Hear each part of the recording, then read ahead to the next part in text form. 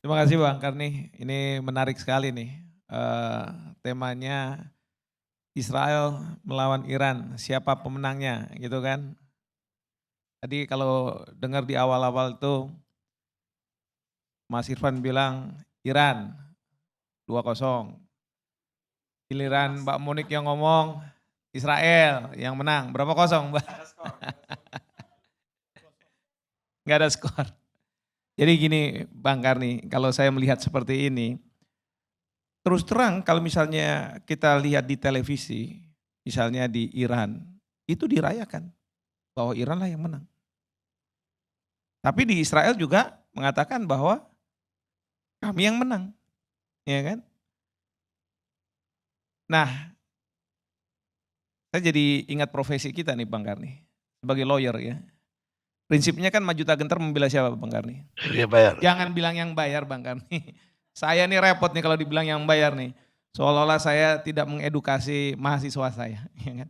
Karena kita kan waktu dulu di Fakultas Hukum diajarkan bukan cara membuat surat tagihan. Nah, itu kalau membayar, tapi surat kuasa. Jadi prinsip kita adalah maju tak gentar membela yang memberi surat kuasa. Nah itu dia. Nah jadi pasti kalau misalnya dua advokat berhadapan, masing-masing bilang saya lah yang benar. Nggak mungkin saya bilang saya yang benar, lalu yang sebelah sana bilang iya saya membela yang salah. Nggak mungkin. Dua-duanya benar. Tapi kita ingat kalau di pengadilan ada pihak ketiga yang namanya hakim yang harus memutus. Kalau itu benar, maju tak gentar membela yang benar. Kalau advokat, maju tak gentar membela yang memberi kuasa. Ada yang bilang, tapi kan bayar juga. Iya, tapi nggak usah keras-keras. Bayar juga itu kan bisa definisinya tiga. Bayar dengan uang, bayar dengan 3M atau 3T, makasih, thank you, atau bayar dengan pahala. Nah itu padamu ilahi. Bisa bayar itu, tapi kan hakim yang memutus. Permasalahannya adalah dalam konteks masyarakat internasional tidak ada. Hakim yang memutus siapa yang menang, siapa yang kalah. Itu permasalahannya. Itu yang pertama. Jadi boleh masing-masing mengatakan bahwa saya menang, saya menang.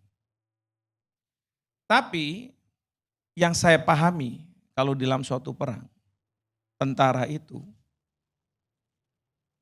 menang itu kalau tujuan, the objektif untuk masuk dalam perang terpenuhi, terselesaikan. Pertanyaan kita, Perdana Menteri Netanyahu pasca serangan ke Iran, apa sih yang disampaikan? Kalau saya membaca, itu ada dua hal. Bahwa memang betul dugaan senjata nuklir, fasilitas-fasilitasnya itu diserang. Kedua, ilmuwan-ilmuwan Iran terkait dengan nuklir itu terbunuh. Dan yang ketiga, pemimpin Garda Revolusi Iran itu ditembak mati. Itu konteks bahwa senjata nuklir. Karena pengembangan senjata nuklir pasti ada site-nya, ada tempatnya. Lalu kemudian bicara tentang siapa yang bisa mengembangkan ini kalau bukan ilmuwannya. Dan siapa yang bisa mungkin authorize. Ini adalah pimpinannya. Sama Perdana Menteri Netanyahu juga bilang kalau misalnya Israel menang di Gaza itu kan saya selalu bilang tiga. Satu, dibebaskan sandera. Kedua, petinggi-petinggi Hamas harus mati atau ditangkap. Ketiga, Gaza dikuasai.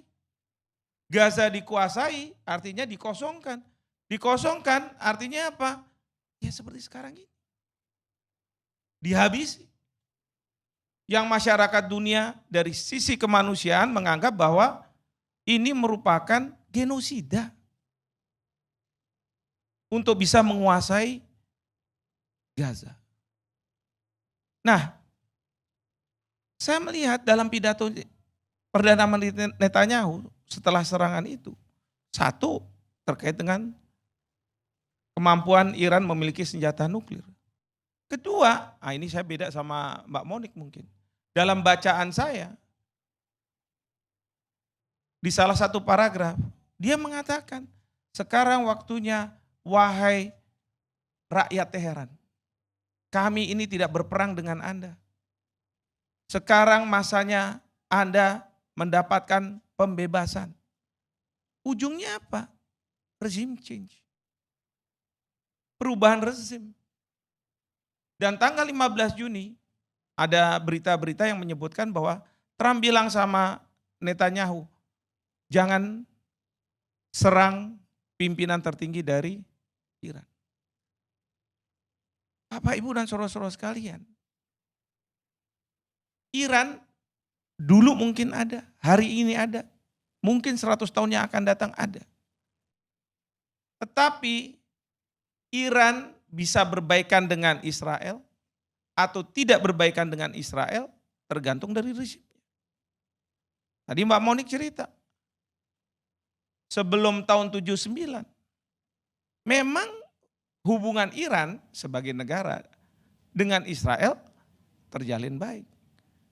Dengan Amerika Serikat, iya. Karena pemimpinnya adalah Reza Pahlavi.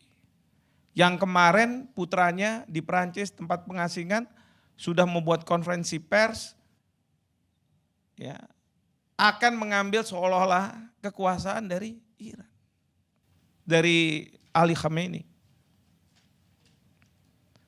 Jadi yang kita harus lihat itu adalah regime change ini itu juga yang menjadi target dari Perdana Menteri Netanyahu.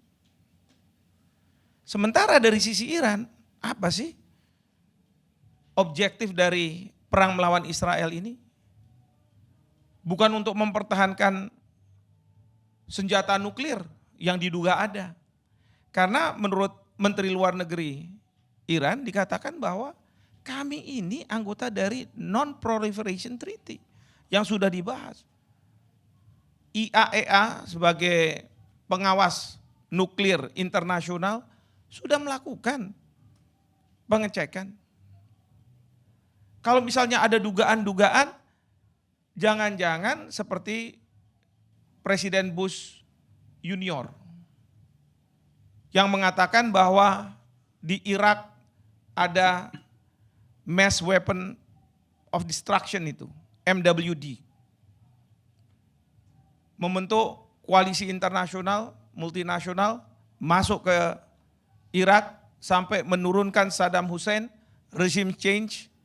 Tapi sampai selesai, MWD-nya tidak ditemukan, tidak ada. Jadi pertanyaan kita, benar gak sih yang menjadi dugaan dari Israel, dari Amerika Serikat?